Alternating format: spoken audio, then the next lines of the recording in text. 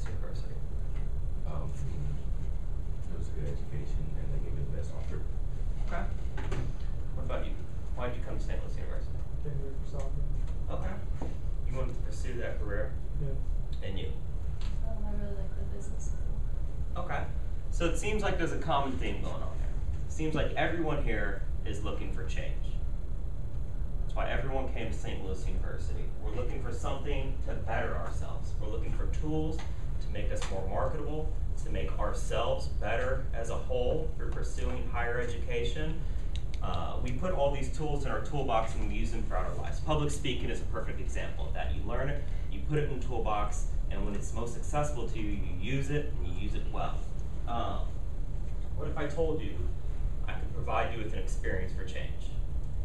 A tangible, tactile opportunity for change today, tonight, even if you wanted to. What we're talking about today is CrossFit. The opportunity I speak of, and that we'll be talking about today, is CrossFit. My name is Jonathan Hurley. I'm a level 1 CrossFit instructor, and I'm a student at St. Louis University. And today, I propose to you that St. Louis University should adopt CrossFit as a universal fitness regimen for students and staff alike because it provides a unique, all-encompassing approach to physical education and training which would benefit the university as a whole. Over the next few minutes, I invite you to explore this possibility with me. I ask only that you listen to my words, keep an open mind, and decide for yourself if this is a worthwhile opportunity for you. Let's begin first with the concept of fitness. What is fitness? What do we know about fitness? Up to this point, schools, academic universities, and agencies that deal with fitness have not provided us with a single definition of fitness, a single operating example of what fitness is. Now let me explain that. If you search, if you do the research, if you look at any institution, if you look at the National Strength and Conditioning Association, who oversees what fitness should be, they don't provide you with an operating definition of what fitness is. The only thing we have to fall back on is Merriam-Webster. And they state it as the quality or state of being fit. Merriam-Webster 2015. The quality or state of being fit. It's not very specific, is it? It doesn't really give us a whole lot. How are we supposed to pursue something if we don't even know what it is? This changed in 2001 when a coach called Greg Glassman developed a working model of fitness defined as increased work capacity across broad time and modal domains. One more time, increased work capacity across broad time and modal domains. Glassman in 2015. Real quick, let me get my athletes up here. Let me get you, and you. Let me get all three of you up here. Okay, everybody's familiar with their reputation, right? Everybody's familiar that they're all athletes. Everybody kind of knows what they specialize in. Everybody would kind of say that these people are generally fit, right? Okay, so I don't want you to look at them as a whole. I want you to look at what they represent. In this instance, he's going to represent an elite marathon runner, okay? Some of the best in the world. He's going to represent an Olympic decathlete. Again, amazing at what he does. He's going to represent a defensive lineman for who's your football team? The Texans. Okay, offensive lineman. Offensive lineman. For the Texans, okay? So that's what he's going to represent. The way we use to explain fitness is what we call the hopper analogy. You take thousands and thousands of functional tasks or exercises, anything, you put them in a hopper, just like those bingo machines, right? And whatever comes out, the athletes perform that, okay? So, some of the things, give me some. What do you got? Give me something to throw in a hopper. Any exercise. Any exercise? Anything. Jumping jacks. Jumping jacks. How many? How many jumping jacks? 50. 50 jumping jacks. Okay. So we're going to say 50 jumping jacks as fast as possible. 4 times. Okay, whatever. 50 jumping jacks as fast as possible. Let's throw a 10K run in there. 10K run. Let's throw squats. Let's say 3 rep max squats. And then let's do rowing too. Let's do a row. 5,000 meter row. Good one. Okay, so you look at all these. Who's going to perform best at the squats? We're talking about 3 rep max for weight. How much weight can you lift 3 times? So Do not think He's going to crush it, right?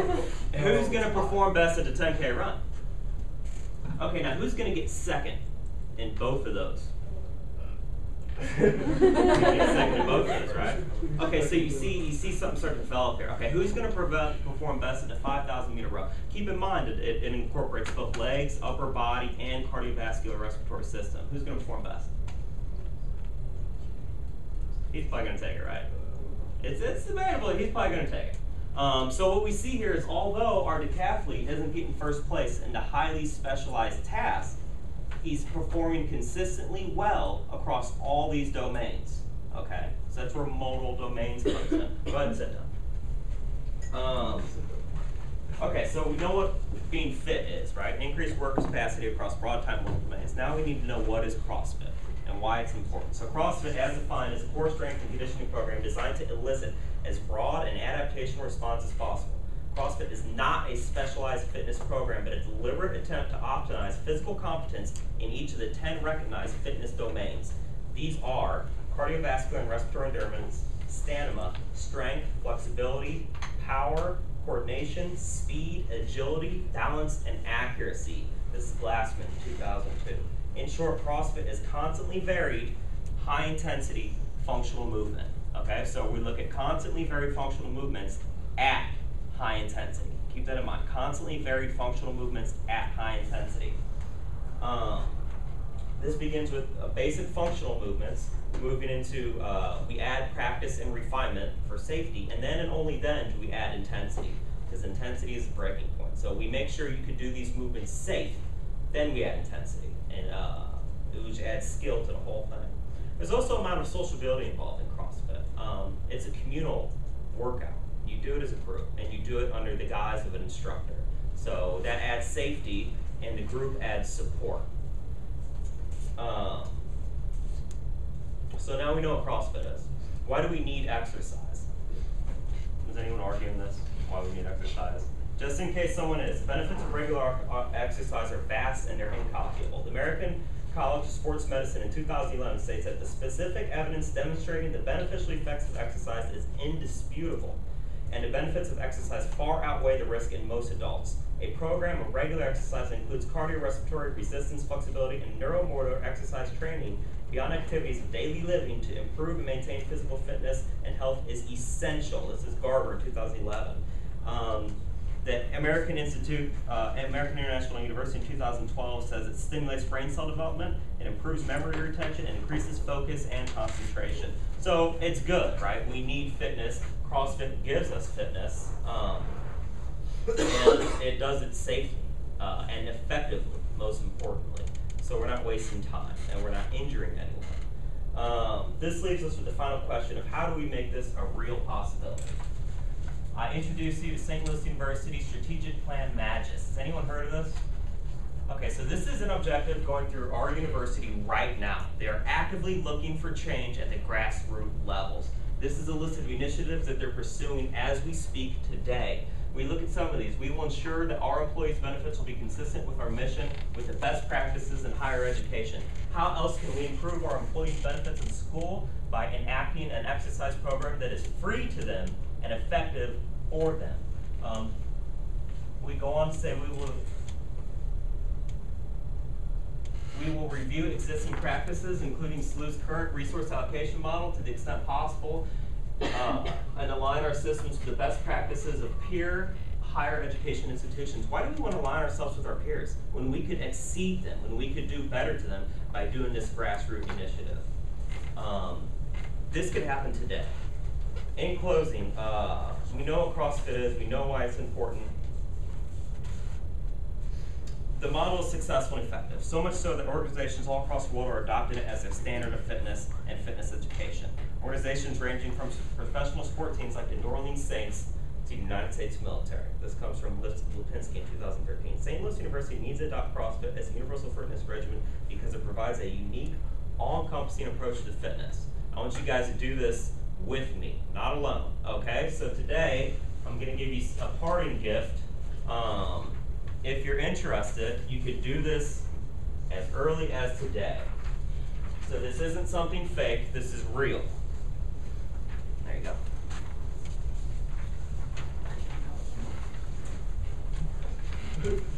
Pass those down.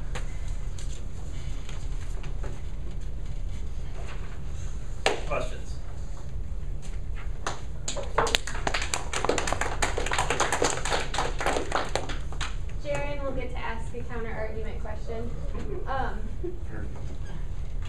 So I lived with some people who were very dedicated lifters, and I signed up for CrossFit for a short period of time while I was living there, and they would constantly give me crap about how it was really harsh on your joints, and it wasn't necessarily good for you in that way. Do you have a rebuttal to that? I do have a rebuttal to that. So the whole idea behind CrossFit is that you're constantly working with a certified personal trainer, a personal trainer that's certified through the American National Standards Institute. So they're certified by our most highest health institute that ensures that the standards they're certified for, that they're meeting. This is important because it's not generic. It's not just some piece of paper that means you're capable of teaching someone this. So you go into the St. Louis gym right now. You see what people are doing.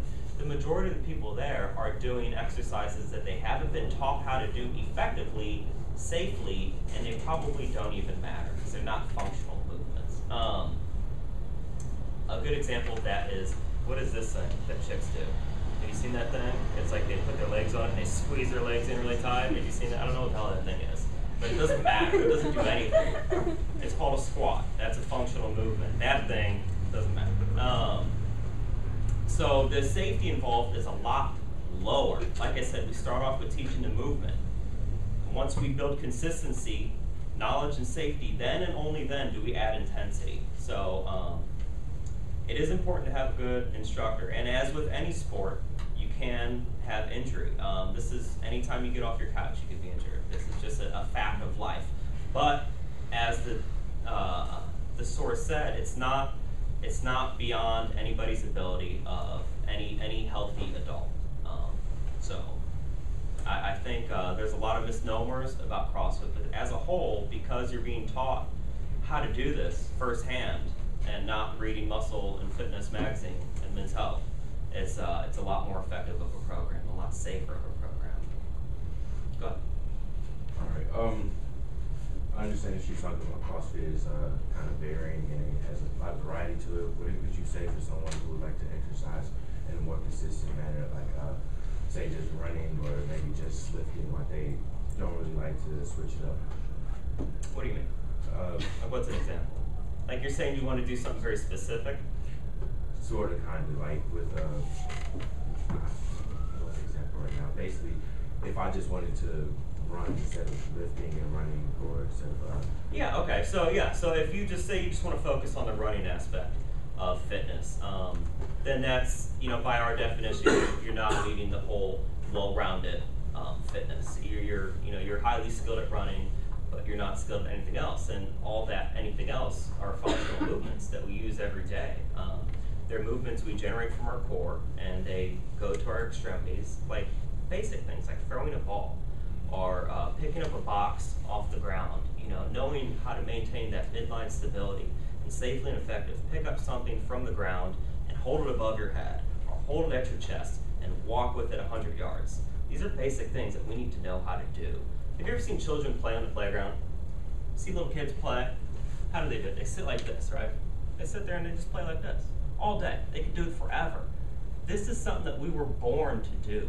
These are movements that we should naturally be able to do, but nowadays, the majority of Americans, you see them do these movements. You ask an American to get in this position right here, and it's gonna look a lot like this, okay? Just because they've spent so much time sitting in chairs and being inactive that they cannot use those muscles, and they don't maintain that flexibility that they need to be perfectly functional, healthy adults. So it's a problem, focusing on one thing and not. And then again, there's, if you're a highly skilled athlete and that's your job, obviously you need to focus on that one thing. So in those cases, it's a little different.